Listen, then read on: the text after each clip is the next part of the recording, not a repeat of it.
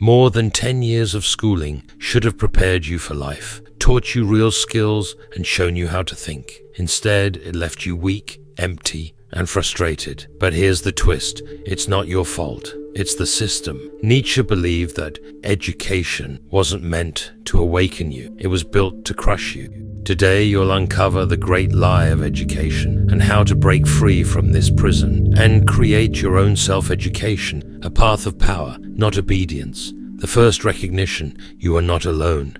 Have you ever looked at your life, your job, your routine, your achievements, and wondered why it all feels strangely empty? A Pew survey in 2021 found that more than 60% of adults in America have questioned the very purpose of their lives, including many who studied hard and earned advanced degrees. That is not an accident. You did not fail. The system failed to teach what truly matters. The relief comes from knowing the wound has a source, and because it has a source, it can be healed. We can learn how to take back our minds, step by step, and rebuild an education of our own choosing. Now let us return to Nietzsche. Friedrich Nietzsche, the German philosopher who wrote "Thus Spoke Zarathustra," despised passive conformity. He praised the human being who dares to create himself. He believed institutions fear strong personalities because strong individuals disrupt schedules and tear down hierarchies. From this perspective, school is not a neutral place of knowledge. It is a subtle machine of control. Every test, every rule, every pat on the head for good behavior trains you to shrink your will. Schools reward compliance, not creation.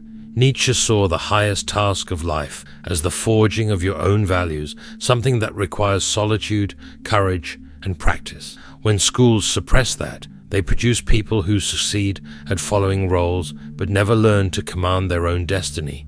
That is the true harm, not just wasted time, but a stolen chance to become the author of your own life. Nietzsche's remedy was not rebellion for rebellion's sake. It was the disciplined self, the will to power turned inward, transforming resentment into fuel, shaping strength where others accept passivity. This is the starting line of self-education. Consider this. Why do we praise obedience? From the time you were a child, you were told that the highest virtue was not insight, but quiet compliance. Sit still, follow instructions, wait your turn. The student who never questions the teacher is rewarded with approval. Parents praise neatness and punctuality. Institutions hand out certificates to those who fit the mold. Slowly, the lesson becomes clear. Safety equals following rules, worth equals pleasing others. Soon the voice of the system moves inside your head. It whispers every time you try to step outside the pattern. What feels like your conscience is often just a trained reflex. You stop experimenting and instead adjust yourself to the demands of others. You learn imitation, not authorship. And in adulthood, it shows up in silent meetings, in careers chosen for safety, in dreams that die before they are tested. Breaking this loop means unlearning the lie that praise equals truth and instead choosing the harder path of freedom. Think of school as a factory. Imagine a line of identical parts rolling down a conveyor belt, each one stamped with the same brand. Now replace the parts with children, the machines with timetables, and you see the modern classroom. Subjects become stations, tests become inspections, graduation becomes quality control before the product is released into the marketplace. This is not a metaphor stretched too far. It is history.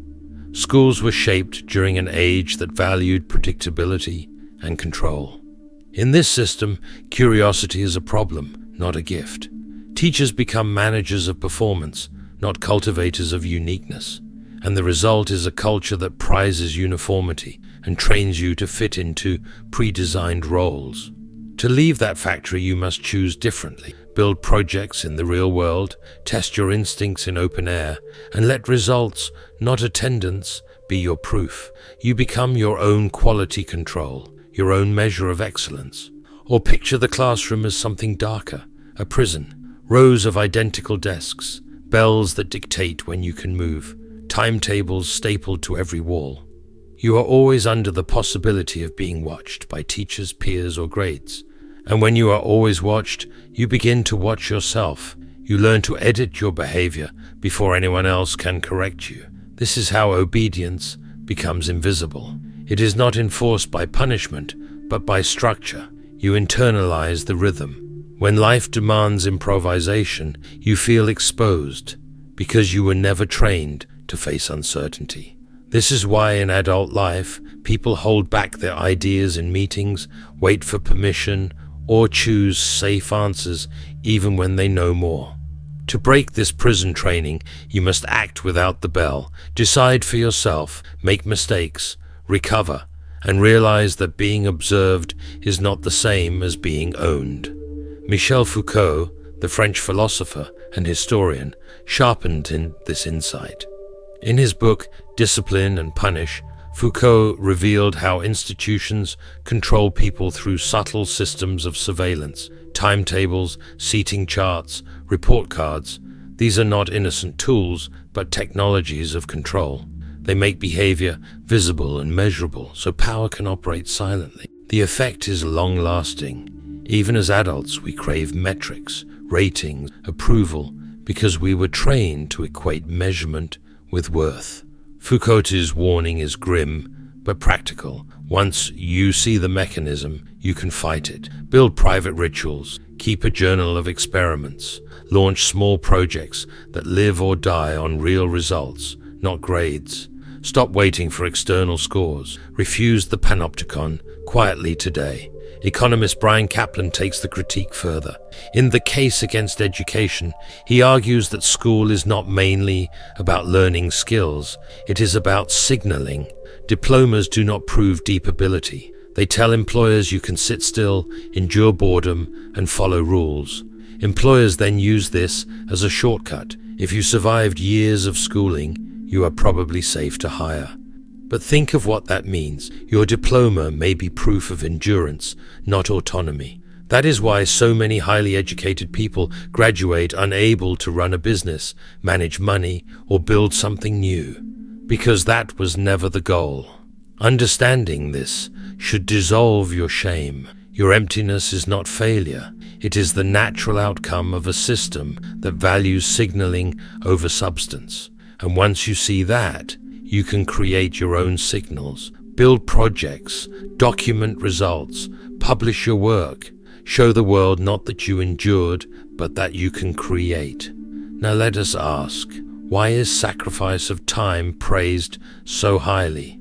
We are told that long hours, endless studying, and constant self-denial are proof of responsibility. Sacrifice becomes a badge of honor.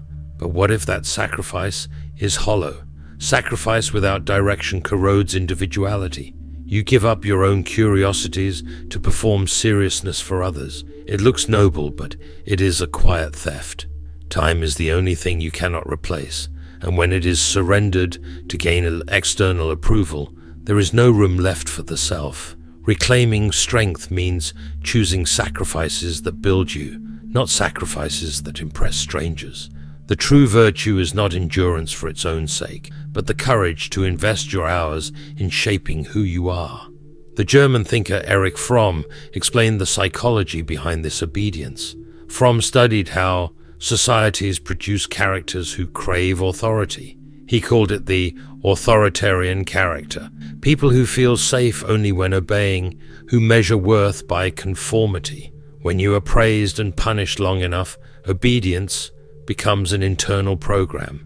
You fear being different, not because you lack creativity, but because your mind has learned that difference equals danger. That fear feels natural, but it is trained, and what is learned can be unlearned. The method is small, deliberate acts of defiance. Speak up when you disagree. Start a small project, even if no one approves. Choose a book no one expects you to read. Each act retrains the mind. Fromm's lesson is simple but powerful. Freedom is not the absence of rules, it is the courage to choose which rules you will follow.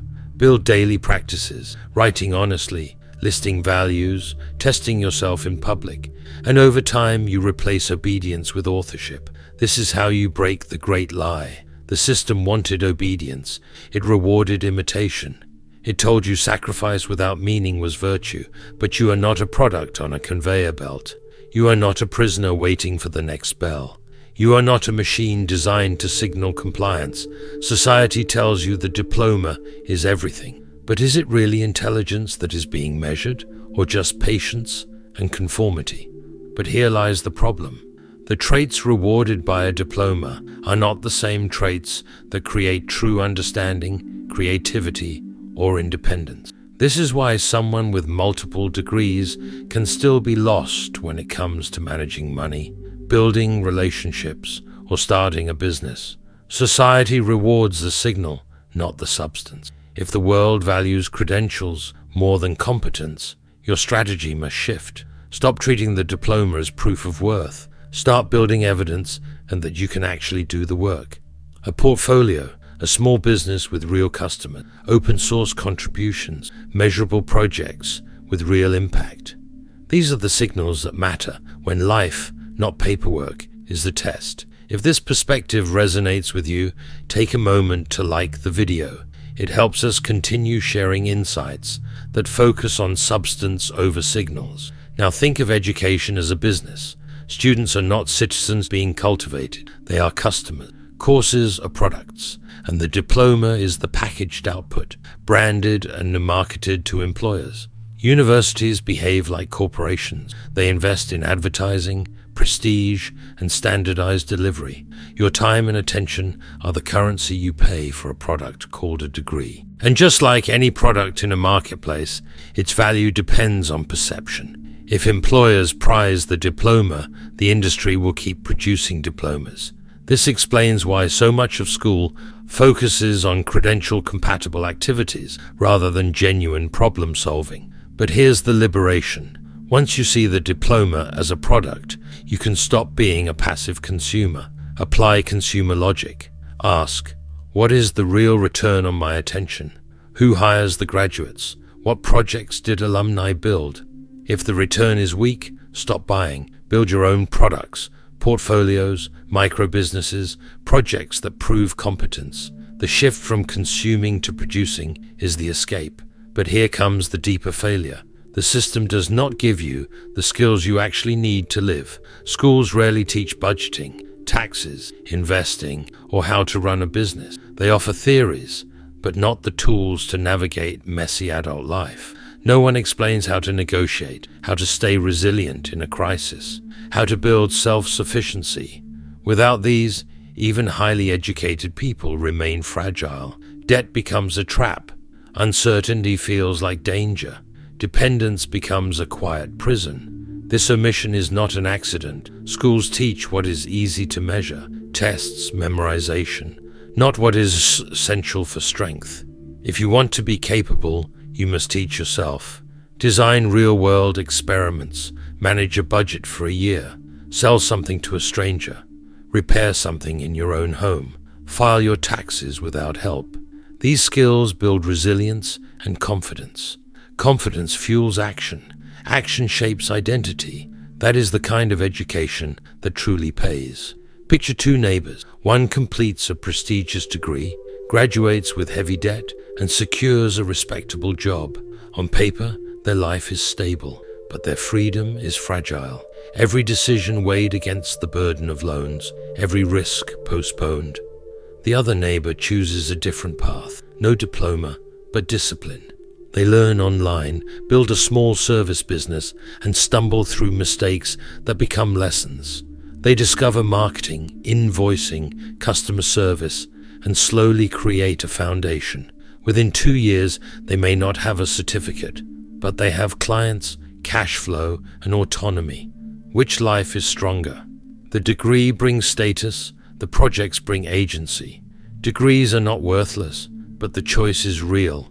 Do you spend years buying prestige, or do you invest that time in projects that give you proof of competence now? The smartest path may be a hybrid. Use credentials strategically, but prioritize projects that create freedom. Here, the philosopher Jiddu Krishnamurti offers a sharp reminder. He said, "Real education is the awakening of the ability to think. Education should awaken thought, not manufacture conformity." But most of the system does the opposite. Tests and rote memorization crush thinking into repetition. Awakening requires discomfort, time for silence, time for questions without easy answers. It requires the courage to sit with contradictions until they reshape you. Practically, this means keeping a journal of confusion, practicing Socratic questioning with a friend, reading slowly and deliberately until the ideas transform you. Krishnamurti warned that without this, schools create only better technicians for a stale world. Real education demands awakening, and awakening demands courage. But what about resentment? That anger you feel at the system. What do you do with it? Nietzsche returns with an answer. He warned that resentment left untransformed turns into bitterness, a poison that corrodes your strength. But he also gave the cure. Transform resentment into fuel. The will to power is the ability to turn energy inward to forge yourself. Instead of letting anger rot into excuses, make it a project. If you resent being told what to learn, build your own curriculum and finish it. If you resent obedience, train yourself to take bold decisions. Each grievance can be reshaped into practice. Weekly commitments, public failures, quick recoveries, each cycle tempers you into someone who authors life instead of blaming it. But to do this, you must face your external values. External values are those handed to you: prestige, safety, approval, status. Erich Fromm warned that these values protect us from freedom by shifting responsibility to others. The hard question is this: what would I choose if I were not afraid of judgment? Here is one method you can use right now. It comes from acceptance and commitment therapy. ACT. Start with honesty. Write 2 lists. On the left, external values. On the right, your real values. Now compare them. Which ones are you actually living by? The gap between the 2 lists is your curriculum for change. If curiosity matters more to you than prestige, then make space for it. Cancel one chore that builds status and spend that time on a personal project. Each small act of realignment rebuilds authorship. Next, for each value on the right, choose one small action for the week. Read 1 chapter, send 1 email to a potential collaborator, publish 1 paragraph online. Simple, concrete steps. At week's end, review. Did your actions match your values? If not, adjust. Make your progress public or record it in a journal. This practice reclaims authorship 1 act at a time. But how do you keep motivation alive on this path? Psychologist Mihaly Csikszentmihalyi discovered the state of flow, that deep absorption where challenge and skill meet. In flow, you forget external rewards. The work itself becomes satisfying. This is why school so often failed. It rewarded you for external marks, not for entering the state where mastery is born. To build flow, choose tasks with clear goals, instant feedback, and difficulty just above your current ability. Instead of read 10 books this year, commit to writing 3 essays that apply ideas from 2 books each. Create mini projects with real results. Launch a small product. Publish a code repository. Write a monthly essay and invite feedback. Each action creates visible progress. Over time, this becomes a cycle. Progress fuels motivation. Motivation fuels progress. Flow is not a trick. It is the engine of mastery. Keep your tasks slightly challenging, remove distractions, and celebrate small wins. Soon you will not need external praise. The act of growing stronger will become its own reward. And that is the heart of true education. Not obedience, not credentials, not hollow sacrifice, but the daily awakening of strength, curiosity, and authorship. That is the path to freedom. Another step to this freedom is reading. Most people treat reading as information intake, but real education demands something deeper: the awakening of independent thought. A book is not meant to be swallowed whole, it is meant to be wrestled with. Mortimer Adler, the American philosopher who wrote How to Read a Book, insisted that true reading is never passive. It is a dialogue. If you simply turn pages, the author's ideas remain external, fading quickly from memory. But when you pause to ask questions, take notes, and challenge the arguments, you begin to transform borrowed thoughts into your own. This practice is what turns reading from consumption into creation, and it is in this shift that independent thinking is born. Try this. Before opening a book, write down 3 questions you want answered. After each chapter, summarize it in 2 sentences and add 1 concrete action to test. Over time, those actions transform reading into experiments.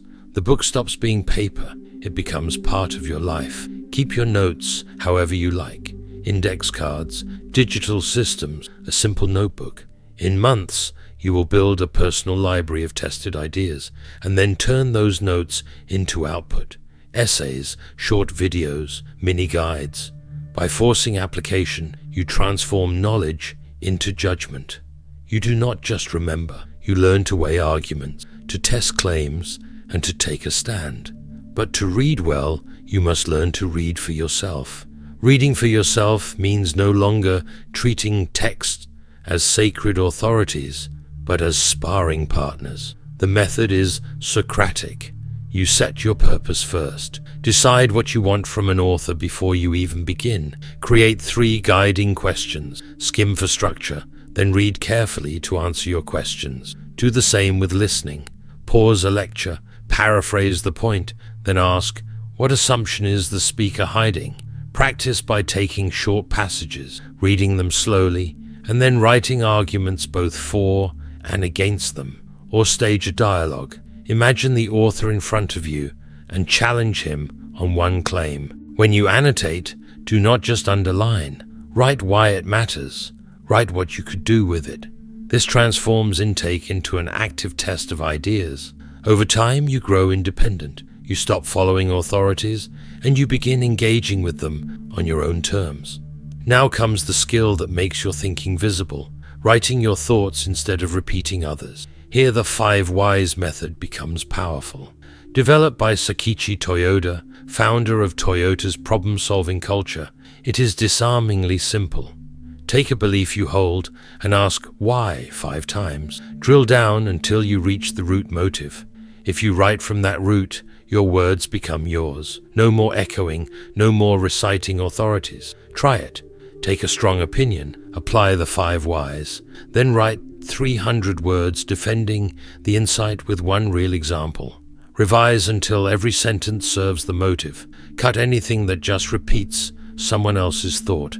Publish it. Accept criticism, refine it. Each cycle sharpens your voice into one that discovers truth, not just reports it. And so we arrive at a new model of education. Think of it as a craft built on 3 pillars: honesty, intention, practice. Honesty is admitting what you value most, not what others tell you to value. Intention is choosing projects that test those values in reality. Practice is showing up daily, refining your craft through feedback and public results. In this model, life itself is the curriculum. You do not wait for permission. You test, you fail, you learn. Forget diplomas, forget signals. Measure yourself by what you can build, what you can prove, what you can share. Start small, keep it visible. Over time, the habits of truth and deliberate practice replace the old script and give you a life you own. Self-education is not a hobby. It is the art of power. It is the disciplined shaping of yourself into who you choose to become. It turns resentment into energy, questions into projects, and failure into fuel. Every project you complete sharpens judgment. Every experiment you test clarifies priorities. If you want to keep receiving guidance and strategies to turn learning into real-life results, subscribe to the channel. It ensures you don't miss the insights that can help you level up your skills and your life. Slowly, you gain authority, not borrowed from a school, but earned in the open. With that authority comes freedom, the power to choose your work, your relationships, your rhythm of life. Begin small. Choose one project, finish it, publish the outcome, then repeat. Each cycle chisels you into someone unmistakably sovereign. This is true strength. This is power, honest practice, repeated until your life itself becomes proof. To see how this unfolds in the next stage of mastery, watch the next video. It might change the way you see the work you've already done.